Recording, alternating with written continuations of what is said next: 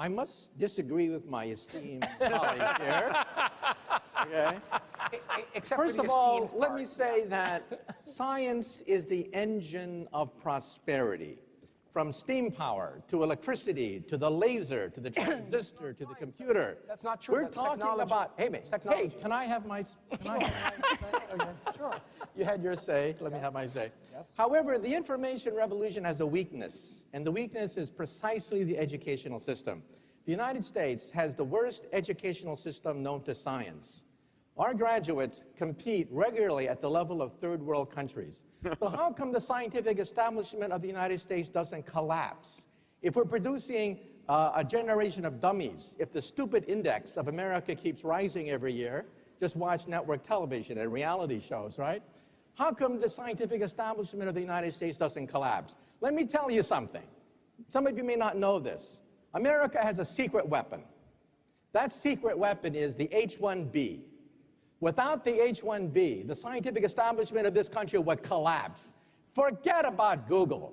Forget about Silicon Valley. There would be no Silicon Valley without the H-1B. And you know what the H-1B is?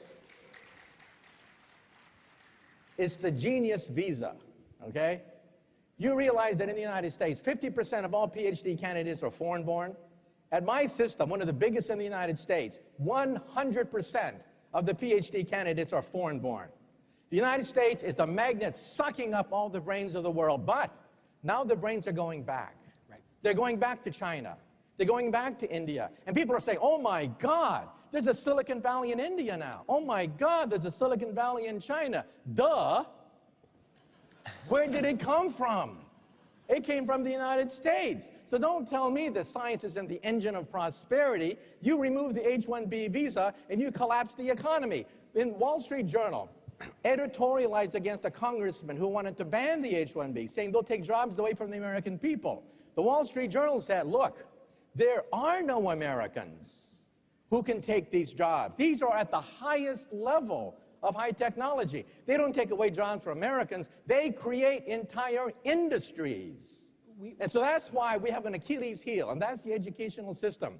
And again, sociology majors are not necessarily going to be the ones determining the future of Silicon Valley, but physicists, engineers. We need more of them, not less. The irony is,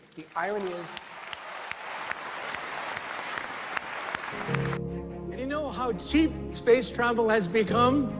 You know the movie The Martian with Matt Damon? Come on, raise your hand. How many people have seen that movie, The Martian, with Matt Damon? You know how much that movie cost? $100 million. Now, the Indians sent a probe to Mars for $70 million.